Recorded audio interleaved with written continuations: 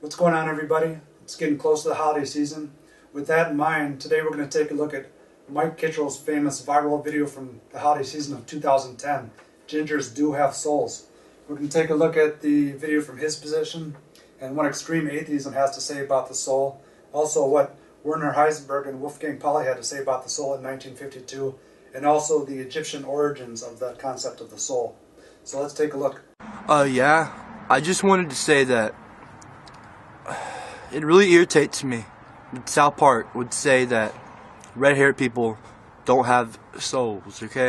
It really irritates me. People would say that red-haired people don't have souls.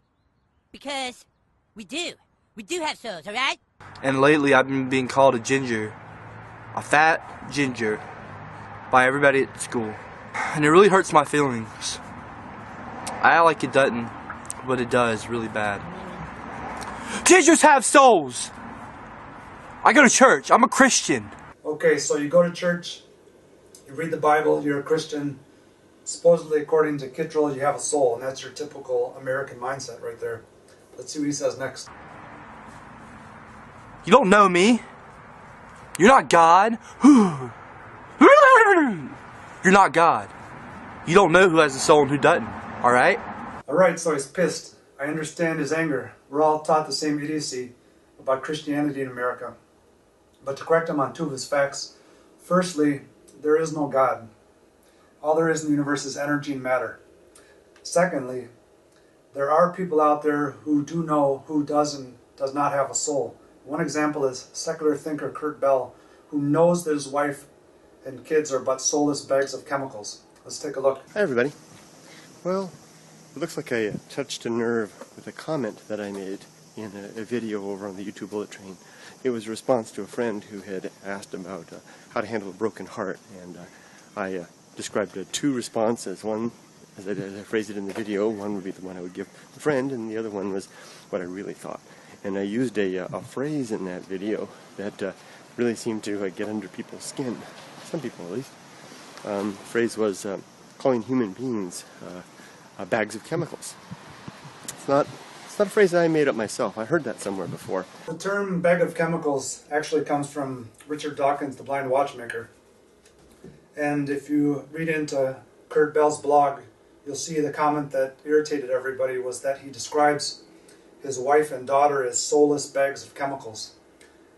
When you hear this on first pass, you'll think something along the lines of that he's yelling at his wife, like, "Oh, you're a soulless bag of chemicals. Take the kids and get out of my house." But it's the reverse of that. Kurt is a secular atheist. That means he doesn't believe in God, and he also doesn't believe in the concept of the soul. So if you read his quote in full, he says, "On my better days, I regard my wife and my daughter as soulless bags of chemicals." To be fair, though, I think the same of myself and all other life forms. Souls are supernatural things beyond the perception or measure, worthy only of suspended belief pending some real evidence or the giving up of the tenets of science. He says, "Chemicals we are, despite the clever animation of flesh and the musings of the mind brought about by the electricity of life. So why do we think more of ourselves? How are we so offended by these facts?" I'm a Christian. So if you think I don't have a soul, you tell me. Otherwise, fuck you. Bitches, for real. I'm getting sick and tired of everyone making fun of red-haired people. Like, he's a ginger. He's a ginger. So the problem is here, the concept of the soul is so ingrained in our mind because we've been taught this for 6,000 years now, that anybody who says they don't have a soul, we react by thinking, oh, this person is very immoral. Or actually it's the reverse. The person is starting to use their mind and understand their surroundings better. So technically a person, if you want to say bag of chemicals or sack of chemicals, you can, but technically a person is a 26 element chemical. So what Bell's trying to say here is he knows he's a chemical, and therefore principles of physical chemistry have to apply to his movement and his actions of his children and his wife. So for example, if you look in Alberti's Physical Chemistry 2001 edition, if you look at the index, you don't find the word soul. You go to page 967, the closest thing you're going to find to soul under S is the second law of thermodynamics, page 78. And the second law of thermodynamics is otherwise known as the transformation content energy of your movement in your existence or your life. So what the second law, that's the closest thing we have to the soul, is that some movements are natural and some movements are unnatural. I'm being called a ginger every single day at school. Every day of my life. And I've contemplated suicide, all sorts of things. It pisses me off. Ginger people do have souls, alright? I'm red hair. I have red hair. I got red hair. And I'm proud of it. So this dude's pretty cool. I got a lot of respect for him. But to correct him again for a third time, red-haired people don't have souls. People with no hair don't have souls. Blonde-haired people don't have souls. Brunette people don't have souls. To clarify what I'm trying to say here, let's take a look at what Werner Heisenberg and Wolfgang Pauli had to say about this in 1952, two of the biggest geniuses of the last century. In 1952, following a meeting in Copenhagen on quantum mechanics, Wolfgang Pauli, the formulator of the Pauli exclusion principle, asks Werner Heisenberg, the formulator of the Heisenberg uncertainty principle, "Do you believe in a personal God?"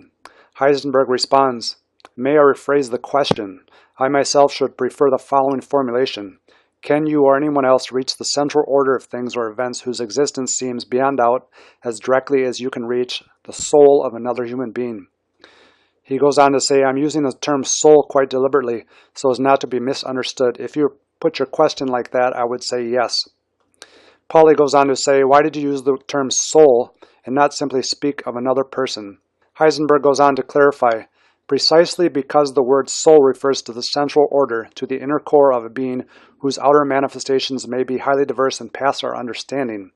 If the magnetic force that has guided this particular compass, and what else was its source but the central order, should ever become extinguished, terrible things may happen to mankind, far more terrible than the concentration camps and the atom bomb." He goes on to say that while we are losing our belief in God, we still do not yet have an electromagnetic, gravitational force-based moral compass the way ships have magnetic compasses that guide its rudder. I'm proud of me. I'm proud of myself, you know? I'm proud I got freckles, you know? It's who I am. God made me that way. And I have a soul. So, yeah. To wrap things up, the Christian concept of the soul comes from Egyptian religion. Specifically, the Egyptians believed that a person had something like 6 to 7 parts of them when they were born. They had a Ba, which was their soul, Ka, which was their spirit. They had a shadow, which was given to them when they were born. They had a secret name that if you knew or you told someone, they could own you in the afterlife, among a couple other parts. Most of these we've done away with. For example, we now know that a shadow is just the absence of photons of a certain electromagnetic wavelength. But the concept of the Ba, we still haven't replaced or done away with. It's still something that science hasn't clarified. Not that the soul exists, but we still haven't clarified what the difference is thermodynamically between right or natural and wrong or unnatural movement, at least as far as this concept is taught in the humanities. Now, Goethe was the one that did away with this concept 200 years ago. He said in his 1809 book, Elective Affinities, that with respect to the sixth commandment, do not commit adultery, that concept does not hold up with physical chemistry. For example, the Bible says 2 people should stay married until death do them part. Realistically, we know that 43% of marriages end in divorce in 15 years. And the reason for that is that not all chemical reactions go the distance. Some reactions are short, some are long, some are quick, some never even get started. Goethe said that we need to reformulate our new system of morality, not in terms of the concept of the soul, but a new energy-based concept of physical chemistry, which is still in the workings. To give a quick summary of a survey I did on September 28th of this year, I pulled 36 people with the question, what is the soul comprised of? And then I got 36 answers. I asked 16 more people to pick the best answer. And ironically, the atheists had the best picks. First pick was Pat, King Atheist, who's going to be on the show next week. When I told him about the survey, he said, "There's no soul, that's garbage." And that was voted his best pick. Second pick was Thor, the god of thunder. He's going to be on the show coming up here soon. He said, "The soul is your core beliefs and your personality, not something spiritual. It's an imprint you leave on people after death." Now, if you want to read a little bit about what scientists have said in the past about the physics of the soul, you can read Frank Tipler's book here. He says that the soul is going to become some type of computer in the future. There's a lot of errors in this book. You can read Mary Roach's book here about how scientists have attempted to measure the soul in the past, such as Douglas McDougall, who weighed horses and dogs and tried to measure the soul 100 years ago. This book is the same thing. Francis Crick's The Astonishing Hypothesis. Most of these aren't getting very far in the problem, but they give you an idea that we're starting to unravel this concept of the soul. Not that a human, which is a bag of chemicals or a 26-element molecule, has a soul. This is equivalent to saying that just as a kinesin molecule walking along a microtubule inside your body carrying a bundle doesn't have a soul, which is shown in real time here, that so too does a human molecule walking up a cliff carrying a bundle or pushing a rock does not have a soul. To conclude, this guy doesn't have a soul, I don't have a soul, and you don't have a soul.